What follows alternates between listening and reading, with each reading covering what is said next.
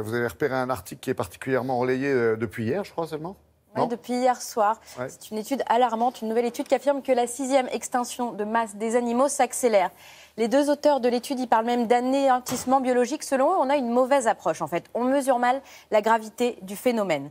Il y a 2 espèces qui disparaissent chaque année et comme elles sont peu connues ou pas répandues, finalement, on ne se fait pas trop de soucis, alors qu'en fait, les espèces les plus communes enregistrent des reculs massifs de leurs effectifs sans être forcément considérées comme menacées. Vous voyez, c'est ça le problème.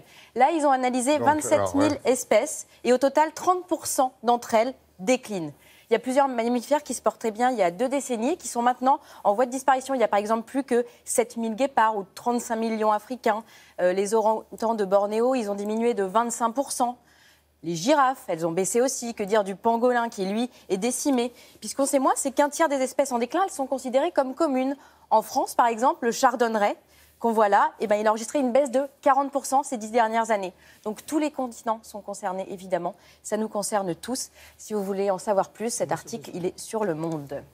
Non, mais vous avez raison de le souligner parce que chaque espèce a effectivement un rôle à jouer pour l'équilibre de notre planète et donc pour notre bien-être.